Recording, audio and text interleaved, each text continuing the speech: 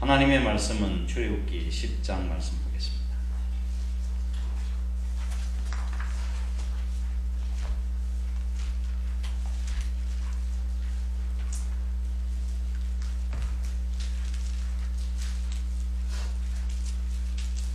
출애굽기 10장 24절 29절 페이지 97페이지입니다. 제가 봉독하겠습니다. 바로가 모세를 불러서 이르되 너희는 가서 여호와를 섬기되 너희의 양과 소는 머물러 두고 너희 어린 것들은 너희와 함께 갈지니라. 모세가 이르되 왕이라도 우리 하나님 여호와께 드릴 제사와 번제물을 우리에게 주어야 하겠고 우리의 가축도 우리와 함께 가고 한 마리도 남길 수 없으니 이는 우리가 그 중에서 가져다가 우리 하나님 여호와를 섬길 것임이며 또 우리가 거기에 이르기까지는 어떤 것으로 여호와를 섬길는지 알지 못함이니이다 하나 여호와께서 바로의 마음을 완악하게 하셨으므로 그를 보내기를 기뻐하지 아니하고 바로가 모세에게 이르되 너는 나를 떠나가고 스스로 삼가 다시 내 얼굴을 보지 말라. 네가 내 얼굴을 보는 날에는 죽으리라. 모세가 이르되 당신이 말씀하신 대로 내가 다시는 당신의 얼굴을 보지 아니하리이다. 아멘. 할렐루야. 오늘도 믿음 안에서 승리하는 저와 여러분이 되시길 바랍니다.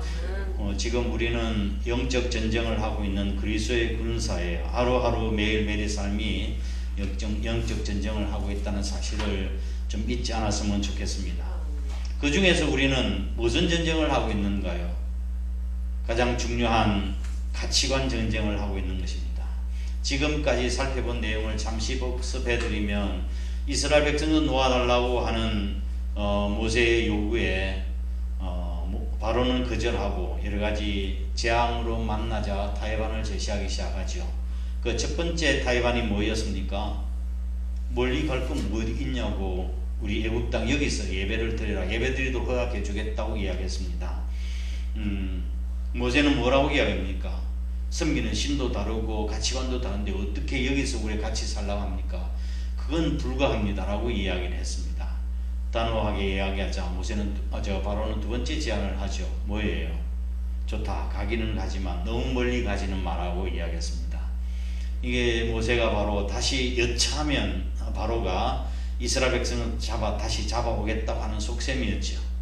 그래서 우리는 마귀의 사정권에서 벗어나도록 그렇게 해야 됩니다. 그러니까 뭐 힘들게 믿지 말고 편안하게 믿는 편의주의에 대한 그런 가치관의 유혹이었습니다.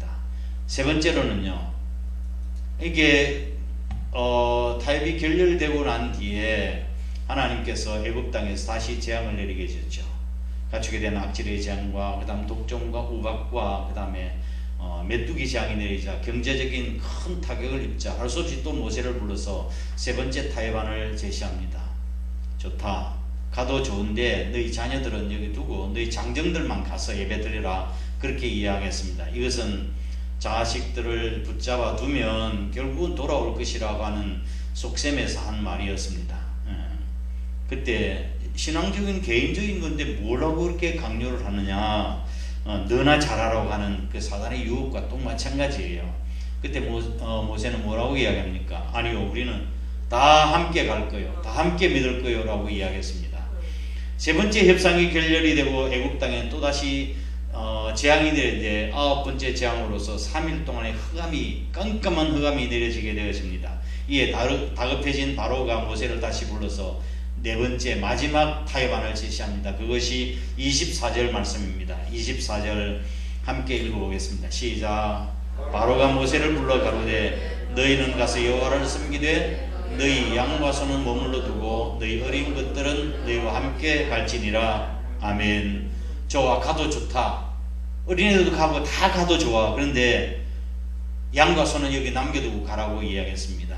그때 모세는 뭐라고 이야기하는 거예요? 아니요, 우리는 한 마리도 남길 수 없어 라고 이야기했습니다. 오늘 설교의 제목입니다. 아니요, 한 마리도 남기지 않을 거예요.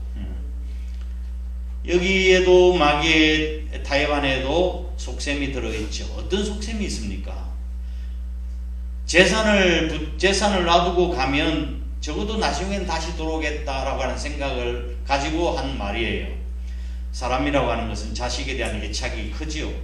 여러분 부모들이 자식이 다 잘 되기를 바라고 있지 않습니까? 그 자식이 원하는 대로 다 해주려고 애를 쓰고 노력을 해요.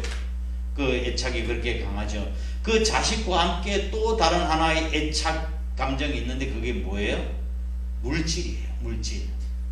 그래서 바로는 다 가도 좋다. 장정도 가고 어린아이도 가고 다 가라. 그러나 소와 양은 두고 가라고 이야기했습니다. 양과 소는 이스라엘 백성들에게 중요한 재산이었습니다. 왜냐하면 그들의 생업이 목축업이었기 때문입니다. 한번 생각해 보십시오. 그 목축을 하는 그들이 양과 소를 짐승들을 다 애굽에 놔두고 간다면 몸은 강야에 가 있다 할지라도 그 마음은 어디에 있을까요? 콩밭에 있죠. 예. 애굽에 있을 것 아니겠어요? 이것이 바로 바로의 노림수였던 거예요. 제가 얼마 전에 청소년들이 가정을 엿볼 수 있는 그 글을 읽은 적이 있습니다. 그 나무꾼과 선녀라고 하는 글인데 그 지금 초등학교에 그 책에도 나오죠. 나무꾼과 선녀. 요즘은 안 나와요. 나무꾼과 선녀의 내용을 그래도 여러분 다 아시죠? 예. 사냥꾼에 쫓기고 있던 사슴이 너무 불쌍해가지고 나무꾼이 나무를 하다가 헐레벌떡 뒤쫓아오는 그 사냥꾼에게 이쪽으로 갔다고 이야기를 하는 거예요. 본래는 이쪽으로 갔는데 이쪽을 쳐다보세요. 이쪽을 눈을 들고 이쪽으로 갔다고 이야기를 한 거예요. 그래서 사슴이 생명을 건졌습니다. 그래서 너무 고마워가지고 보답을 한번 해야 되겠다. 소원이 있느냐고 물었습니다. 뭐 이야기한 거예요? 내가 나이가 30이 넘어서 이제 장가를 못 갔는데 예쁜 섹시가 있었으면 좋겠다고 이야기를 한 겁니다. 그 당시에 30이면 완전히 뭐 가망이 없는 나이였죠. 그래서 그때 사슴이 선녀가 목욕하러 내는 선녀탕에 대한 이야기를 해주고 선녀가 이제 보름달 목욕하러 내려오는데 그 중에 선녀들 중에 옷을 하나 딱 숨겨두었다가 나중에 다른 선녀 다 올라가면은 그 선녀와 결혼을 하라고 해서 대신에 애를 결코 3명을 낳기 전까지는 옷을 주면 안 돼요. 그렇게 이야기를 하고 사슴이 가버리고 말았습니다. 그리고 난 뒤에 뭐 그 내용은 결과의 내용은 여러 가지 내용이 나와 있어요. 2명 나가지고 이제 너무 거기에서 옷을 보여줬는데 2마리 끌고 하늘에 올라가 버렸다고 해요. 그래서 너무 슬퍼하니까 하늘에서 두루박이 내려가지고 와서 올라가서 행복하게 잘 살았다는 이야기도 있고 그 다음에 노모가 너무 불쌍해가지고 어머니를 데리고 오겠다고 그런 생각을 해서 이제 백마를 보내는데 타고 백마를 보내는데 발은 절대로 땅에 대면 안 된다고 그렇게 이야기를 했는데 노모가 이제 호박죽을 가지고 와서 죽을 하는데 먹다가 뜨거 탁 얹혀가지고 땅에 떨어진 거예요. 그 백마는 확 올라가 버리고 말았다. 여러 가지 내용이 결과가 있는데 어쨌든 그거는 이제 여러분의 상상에 맡기고 학교에서 시험을 문제를 낸 거예요. 선녀와 나무꾼에 대해서 내가 나무꾼이라고 하면 어떻게 선녀의 마음을 사로잡을 수 있을런지 어떻게 했을런지 이야기를 해보라고 학생들에게 질문을 낸 거예요. 내가 나무꾼이라면 선녀의 마음을 어떻게 좀 돌릴 수 있겠나. 그랬더니 애가 답을 써서 돈으로 유혹하겠다고 쓴 거예요. 돈을 가지고 유혹하겠다고. 그 엄마가 그 답안지를 본 거예요. 답안지를 보고 얘야 돈이면 마음도 얻을 수 있는 거니? 살짝 걱정스럽게 이야기를 했는데 그 아이가 이렇게 이야기합니다. 엄마 그거는 나는 그렇게 쓴 거 괜찮은 거야. 내 친구는 총으로 위협해서 마음을 사겠대. 또 하나에는 에이 늙어 죽을 때까지 혼자 살 거라고 하는 아이도 있대요. 해답이 없는 세대죠. 코로나로 인해서 세계 경제가 다 무너지고 우리나라도 예외가 아닙니다. 휘청거리는 한파에 경제 문제, 돈 문제가 화두가 될 수밖에 없는 것이 현실입니다. 오늘날 사단이 우리 그리스도인들을 이와 같이 공격합니다. 시간도 바치고 재능도 바치고 또 몸도 바쳐 헌신하라. 그러나 물질은 바치지 마. 인생을 살려고 하면 물질이 있어야 하고 늙으면 돈이 없으면 안 돼. 그러니까 뭐니 해도 머니가 최고야. 그거 없으면 나중에 추하게 돼. 그래서 사단이 끝까지 최후로 물고 늘어지는 것이 바로 물질 문제예요. 왜? 사람이 가장 집착하는 것이 바로 돈, 물질이기 때문에 그렇습니다. 그래서 이 물질에서 우리가 자유하지 않으면 우리의 헌신이 온전해질 수가 없어요. 그러나 우리가 물질에서 자유하면 인생이 그렇게 자유할 수 없습니다. 예? 어제 제가 뭐라고 메시지를 보내드렸죠? 제목이 뭐였죠? 도대체 안 읽으시는 거예요. 내가 고민하가 매주 화가제 보내드리는데 그 제목이 뭐였어요? 일상의 고민에서 자유하십시오. 일상의 고민에서 자유하시라고. 우리가 다 내려놓으면 내 통장 잔고 문제, 우리 자녀 문제, 결혼 문제, 취직 문제, 노후 문제 모든 같이 고민한다고 되는 건가요? 다 내려놓으면 우리에게 참 자유가 주어지는데 말씀이죠. 나도 그렇게 한번 살아봐야 되겠다 하는 생각 가지고 지금 오는 거예요. 물질에 자유한 사람은 어떤 사람이에요? 내 것이 없다고 하는 것을 아는 사람이 물질에서 자유한 사람이에요. 물질 다 여러분 거예요. 여러분이 잘나서 돈 버는 거예요. 다 하나님이 주셔서 우리가 갖고 있는 거지. 맡은 청지기밖에 안 되는 거예요. 내 것이 아니라 이 말씀이죠. 예수님께서는 물질에 대해서 뭐라고 이야기합니까? 마태복음 6장 19절 21절 말씀을 보면 이렇게 설명합니다. 너희를 위하여 보물을 땅에 쌓아두지 말라. 거기는 좀과 동록이 해하며 도둑이 구멍을 뚫고 도둑질한다고 했습니다. 그 다음에 오직 너희를 위해서 보물을 어디에 쌓아두라? 하늘에 쌓아두라. 거기는 좀과 동록이 해하지 못하며 도둑이 구멍을 뚫지도 못하느니라. 그 다음에 네 보물이 있는 곳에 네 무엇이 있다고요? 내 마음도 있느니라고 말씀을 했습니다. 내 보물이 있는 곳에 내 마음도 있다. 예수님이 마태복음에서 말씀하신 이 말씀의 요지가 뭡니까? 요지. 우리의 생각과 관심이 얼마나 땅의 보물의 영향을 받고 있는가를 설명하고 있는 거예요. 예? 네 보물이 있는 곳에 내 마음도 있는 거예요. 그렇죠? 땅의 보물은 사람의 감성과 지성과 의지를 지배합니다.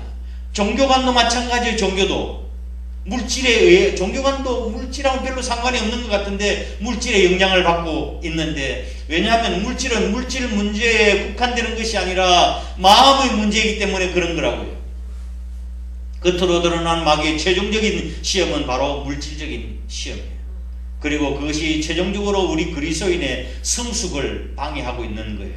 그것이 대표적인 예가 롯의 처 이야기 아닙니까? 소돔과 고모라상이 멸망당할 때 롯의 아내는 그 소돔과 고모라상에 두고 온 재산과 재물, 물질 생각 때문에 마음이 그쪽에 다 있지. 몸은 나왔지만 아직 그 안에 있었던 거예요. 그러니까 결국은 소금 기둥이 되고 말았지 않습니까? 마귀는 물질을 통해서 우리를 애굽 땅에, 이 세상에 묶어두려고 합니다. 물질 문제에서 자유하시기를 주의 이름으로 축원합니다.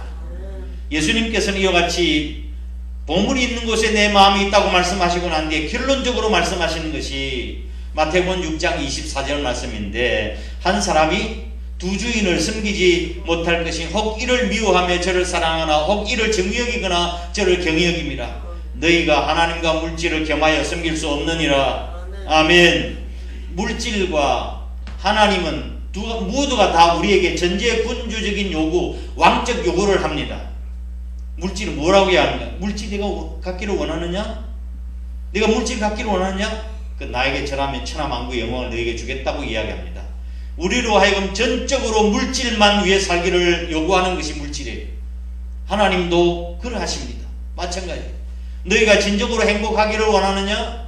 너희 마음을 다하고 목숨을 다하고 뜻을 다하고 힘을 다하여 주 너희 하나님을 사랑하라. 우리에게 온전한 헌신을 요구하시는 거예요. 그래서 우리가 세상을 섬기든지 물질을 섬기든지 둘 중에 하나를 선택해야 합니다. 왜냐하면 둘 다 전적인 우리에게 복종과 헌신을 요구하고 있기 때문에 그렇습니다. 양자택일의 문제예요. 우리가 이 세상 사람들은 모든 것이 자기의 것인 줄 알고 쓰지만 하나님을 아는 사람들은 우리 것이 아무것도 없다고 하는 것을 알고 있습니다. 하나님이 주셔야 누릴 수 있고 또 우리가 우리 하나님 앞에 갈 때 가져가는 것이 아무것도 없습니다. 단지 가져갈 수 있는 것은 우리의 땀과 눈물과 우리의 수고와 헌신만이 우리가 하나님 앞에 가져갈 수 있는 거예요. 주님은 우리에게 전 인격적인 요구, 우리의 마음 전체를 요구하십니다. 우리 하나님 때문에 풍성한 생명을 누리고 있음을 깨닫기를 주의 이름으로 축복합니다. 자, 물질을 인간의 궁극적인 관심, 물질을 묶고 두면 결국 그들은 돌아올 것이라는 노림수를 가지고 한 거예요. 두 번째로는 물질에 대한 하나님의 주권을 거부하라고 하는 것입니다. 물질 그거 하나님께 아니야, 너희들 마음대로 써, 그런 뜻이에요. 양과 소는 두고 몸만 가라고 하는 것은 물질로 예배할 필요가 없다고 하는 거예요. 바로 이 유혹이 무엇인지 아시겠죠? 양과 소, 물질이 하나님의 영광을 위해서 쓰임 받는 것을 막아보자고 하는 속셈이에요. 물질에 대한 하나님의 주권을 거부하라고 하는 유혹에 많은 그리스도인들이 넘어집니다. 신약 시대 아나니아와 삽비라가 그랬고, 또한 세상을 사랑해 세상으로 가버린 데마도 그랬습니다. 물질, 우리의 몸 우리 것입니까? 우리의 자녀 우리의 것이에요. 우리의 건강과 우리가 가지고 있는 재능 이 다 내 것이 아니라 주님이 주신 것이라고요. 하나님의 뜻대로 하나님의 주권을 인정하고 하나님의 뜻대로 사용할 수 있길 바랍니다. 출애굽을 하던 날 밤 떨어진 하나님의 명령이 있습니다. 출애굽기 12장 11절 말씀이에요. 출애굽기 12장 10절 11절 함께 읽습니다. 시작. 너희는 그것을 이렇게 먹을지니 허리에 띠를 띠고 발에 신을 신고 손에 뭘 잡고 지팡이를 잡고 급히 먹으라. 이것이 여호와의 유월절이니라고 이야기했습니다. 여기서 중요한 것은 밥 먹는데 무슨 지팡이가 그한 거예요? 그 급박한 상황이었죠. 급박한 상황인데 띠를 띠고 신발 다 신고 준비 다 하고 지팡이를 쓰는 뜻이에요. 자, 여기서 지팡이를 잡고 출발하고 하는 의미가 무슨 뜻이에요? 지팡이를 잡고 떠나라. 지팡이를 의지하라는 말이에요? 지팡이를 했고 멋지게 가라 이런 뜻입니까? 그런 말이 아니에요. 이스라엘 백성들에게 있어서 지팡이는 양떼들을 모는 도구예요. 그렇죠, 도구. 시편 23편 말씀을 보면은 여호와는 나의 목자신이라고 할 때 양떼들을 잘못된 길로 갈 때는 이렇게 갈고리를 하고 또 맹수들이 올 때 막대기로 물리치는 것 아니겠어요? 그렇죠? 자, 이 말은 무슨 말이에요? 양떼를 모는 도구인데 애굽을 빠져나올 때 양을 몰고 나가라는 것입니다. 양을 몰고 나가라. 이 말은 너희가 거듭날 때, 출애굽을 할 때 물질도 거듭나야 한다 하는 그런 뜻입니다. 너희들이 애굽에 나올 때 물질감도 변화되어야 한다는 그런 말씀이에요. 이스라엘 백성들은 광야에서 하나님께서 뭘로 먹이셨습니까? 만나와 메추라기를 먹이시고 반석에서 물을 내서 이스라엘 백성 다 먹이셨습니다. 그런데 왜 양을 몰고 나가라는 거예요? 다 하늘에 만나오고 다 먹이시는데 왜 양을 몰고 나가는 거예요? 신앙인에게 있어서 물질이 필요한 가장 중요한 이유는 우리의 생존을 위한 것이 아니라 하나님을 섬기기 위한 거예요. 이스라엘 백성 광야에서 다 하나님 은혜로 생존하지 않았습니까? 근데 양이 왜 필요한가요? 하나님을 섬기기 위해서 필요한 것이죠. 우리 사랑하는 한 사람께서 여러분 거듭난 가치관, 달라진 가치관, 변화된 가치관으로 하나님을 섬기고 교회를 섬기고 세상을 섬기며 살아가시기를 주의 이름으로 축복합니다. 너희는 양과 소를 여기에 놔두고 가라고 하는 모세의 말에는 세 번째 함정이 되어 있습니다. 희생이 없는 형식적 예배를 제사를 드리라고 하는 뜻입니다. 희생이 없는 형식적 제사를 드려라.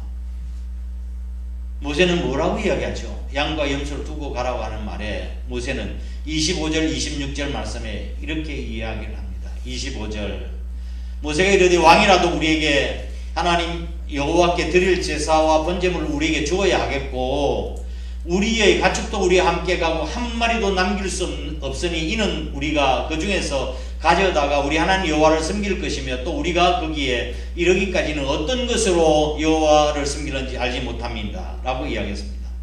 모세는 자기들이 양과 소를 가지고 나가야 할 이유는 희생제사를 위해서라고 하는 거 분명히 못 박아 이야기하고, 아니면 당신들이 다 바로가 우리에게 양까지 주어서라도 우리는 그렇게 해야 한다고 바로의 그 회유를 단호하게 거부했습니다. 너 안 돼요. 우리는 한 마리도 남길 수 없어. 그리고 모세는 시내산에 도착해서 하나님의 지시를 받기 전에는 하나님께 드리는 희생제사에서 사용될 희생제물이 어떤 종류일지 알지 못한다는 거예요. 소를 바치라면 소를 드려야 되고, 양을 바치라면 양을 드려야 되고, 어떤 제물을 희생제물을 바쳐야 되는지 하나님 말씀하시는지 모르기 때문에 다 가지고 가야 한 마리도 남길 수 없다고 이야기하는 것입니다. 모세는 하나님께서 요구하시는 제사를 드리겠다고 하는 말이에요. 출애굽의 궁극적인 목적이 뭡니까? 이스라엘 백성들이 400년 동안 광야에서 종살이를 하는 그 억압에서 학대에서 벗어나는 것이 그뿐만이 아니라 그들이 희생제사를 드리며 하나님께 예배드리는 것이 목적이라고 모세는 분명하게 이야기합니다. 물론 바로의 학정에서 벗어나서 해방되는 것도 중요하지만 우리가 나가서 하나님을 예배하고 희생제사를 드리는 것이 우리의 목적이라고 이야기하는 거예요. 그런데 양과 소를 놔두고 가면 무엇으로 희생제사를 드릴 수 있어요? 무엇을 제물로 삼아 하나님 앞에 예배드릴 수 있겠습니까? 어느 종교이든지 간에 제물이 없는 제사는 없습니다. 심지어 우리가 집에서 드리는 제사도 그냥 뭐저라고 제사 드리는 거예요. 시장에서 제일 좋은 것들을 사가지고 상다리가 부러지게 해놓고 절하고 그러지 않습니까? 희생 제물이 없는 그런 종교나 제사는 없어요. 양과 소를 두고 가라. 이는 희생 없는 제사, 알맹이가 빠진 형식적인 제사를 예배를 드리라고 한 유혹이에요. 예배는 자기 자신의 결심을 표현하는 행위가 있어야 돼요. 우리가 예배를 제대로 드렸다고 한다면 반드시 헌신이 주어져야 돼요. 예배 듣고 설교 듣고 은혜 받았다고 그거로 끝나면 무슨 의미가 있겠습니까? 말씀을 통해서 깨달으면 내가 반드시 거기에 대한 응답이 있어야 되는 거야. 그게 소위 말하는 헌신이라고 표현합니다. 우리가 예배 시간에 드리는 이 헌물은 바로 헌신의 신앙 고백적인 표현이 되는 거예요. 참된 예배는 생활의 헌신 속에서 이루어져야 합니다. 구약시대 제사는 짐승을 잡아 피를 뿌리고 온전히 불태워 드리는 제사였습니다. 오늘 우리가 드리는 하나님 앞에 드리는 제사 예배는 어떠합니까? 짐승을 잡아서 피를 뿌리고 불태워서 제사를 드리진 않지만 내 자신을 희생의 제물로 삼아 나를 온전히 불태워 드리는 그런 제사가 하나님이 기뻐하시는 제사예요. 오늘날 하나님께서 찾으시는 사람이 어떤 사람을 찾고 계시나요? 로마서 12장 1절 말씀처럼 내가 너희를 권하노니 너희 몸을 하나님이 기뻐하시는 거룩한 산 제물로 드려라. 이는 너희의 드릴 영적 예배니라. 하나님께서는 신령과 진정으로 예배하는 자를 지금 찾고 계신다고 말씀하고 있습니다. 요한복음 4장 24절에 신령과 진정으로 예배드리는 사람, 온 마음과 온 뜻과 온 정성, 우리의 영혼을 다 쏟아놓는 그런 예배자가 되어야 합니다. 모세가 출애굽의 목적이 단순히 애굽의 학정에서 벗어나는 것뿐만이 아니라 하나님 앞에 예배 희생제사를 드리는 것이 목적이라 말하는 것처럼 오늘 우리들이 주의 은혜로 말미암아 구원받은 것은 구원받고 하나님을 예배하는 것은 단순히 우리가 축복을 받기 위함이 아니라 우리가 하나님께 예배를 드리면서 하나님의 영광을 드러내는 것이 삶의 목적이 되어야 한다는 것입니다. 지금도 마귀는 같은 속삭임으로 성도를 유혹합니다. 물질은 다 여기 두고 가라. 알맹이 없는 제사를 드리라고 이야기하는 거예요. 오늘 많은 사람, 어떤 분들은 교회에서는 다른 건 몰라도 헌금 이야기 좀 안 했으면 좋겠다고, 돈 이야기 안 했으면 좋겠다는 그런 분들도 가끔 있어요. 그러나 예수님께서 설교하신 내용의 대부분이 돈 문제라는 걸 아십니까? 회당에서 설교에서 제자를 양육과 교육하는 데서 대부분의 내용이 물질 문제였습니다. 물질 문제. 내 보물이 있는 곳에 내 마음도 있느니라. 너희가 하나님과 재물을 겸하여 섬길 수 없느니라. 예수님께서는 하나님과 재물을 동격으로 두고 있는 거예요. 뭐예요? 하나님과 재물을 동격으로 두고 있는 거라고요. 하나님과 재물을 겸하여 섬길 수 없다. 무슨 말씀입니까? 믿는 우리에게는 주님이 우리의 하나님이시지만 안 믿는 세상 사람들에게 물질이 그대 하나님이에요. 그렇지 않아요? 물질을 위해서만 사는 거니까. 우리는 하나님의 영광을 위해서 사는 사람들이지만 세상 사람들은 물질을 위해서 살아가는, 그게 하나님의 그들의. 부자 청년에게 내 있는 것을 다 팔아서 가난한 자들에게 주고 그리고 와서 나를 쫓으라고. 영생을 하면 어떻게 얻을 수 있냐고 질문하는 그 부자 청년에게 하신 말씀이에요. 재물이 있는 자가 하나님 나라에 들어가는 것이 낙타가 바늘기로 들어가는 것처럼 어렵다. 그것보다 더 어렵다고 말씀하셨어요. 가룟 유다는 예수님을, 물질 때문에 예수님을 배반하고 팔았습니다. 이 물질의 문제, 돈의 문제, 가치관의 문제를 해결하지 아니하고는 사탄과의 싸움에서 승리할 수가 없습니다. 어쩌면 우리 믿는 자들의 가장 약한 부분이, 아킬레스건이 바로 물질 문제예요. 물질 문제에서 자유하시길 바랍니다. 가치관이 바뀌지 않고는 1천만 성도가 아니라 7천만 성도가 다 교회 안에 들어온다 할지라도 세상은 바뀌질 않아요. 교회는 많아지고 성도는 많아졌는데 이토록 교회가 그리스도인이 무기력해지는 이유가 어디 있습니까? 영향력을 끼치지 못한 이유는 가치관의 변화도 없이 교인이 되고, 가치관의 변화도 없이 집사도 되고, 생활의 변화도 없이 장로가 되고, 생활의 변화도 없이 목사가 되기 때문에 그런 거예요. 주님이 원하시는 교회, 신약 성경의 교회 원형을 회복하기 위해서는 가치관의 혁명이, 변화가 일어나야 합니다. 세속적인 가치관이 하나님 나라의 가치관으로 바뀌어져야 하는 거예요. 예수님이 말씀하신 주된 내용이, 산상설교의 내용이 바로 그런 것 아니에요? 세상적인 가치관 가지고 살아가는 너희들이 아니야. 너희들은 하나님 나라의 가치관 가지고 살아가는 사람들이야. 하면서 구체적으로 다 말씀하시는 것이 그런 내용이에요. 우리를 변화받지 못하도록 묶고 있는 사단과의 영적 전쟁, 거룩한 전쟁 우리는 선포해야 합니다. 사단은 끊임없이 우리를 유혹할 거예요. 예수를 믿어라. 그러나 적당히 믿어. 그렇게 그 예수한테 미쳐가지고 그렇게 신앙생활 하는 거야. 어렵게 믿을 필요가 없어. 응? 신앙생활은 다 개인적인 거니까 너만 잘 믿어. 남에게 강조하지도 말고 무슨 전도를 한다고 그래 이 시대에. 응? 다 좋은데 물질만은 네가 꼭 붙들고 있어야 돼. 나중에 물질이 너를 지켜줄 거야. 물질로 하나님을 섬긴다고 하는 것은 거짓말이야. 이러한 마귀의 유혹에 대해서 모세처럼 우리는 단호하게 이야기합니다. 너 그렇게는 우리가 못합니다. 얼마 전에 제가 말이 분명한 사람이 인생에 성공할 수 있다고 이야기했어요. 말이 분명한 사람이 신앙생활에 성공할 수 있어요. 사단과의 타협의 여지를 두지 아니하고 유혹에 대해서 아니요, 그럴 수 없습니다 라고 분명하게 이야기할 수 있어야 합니다. 말씀을 정리하겠습니다. 6.25 전쟁이 일어났을 때 이야기입니다. 피를 떠나는 급박한 상황이었는데 하루는 어떤 남자가 돈 뭉치를 가지고 은행에 들어왔습니다.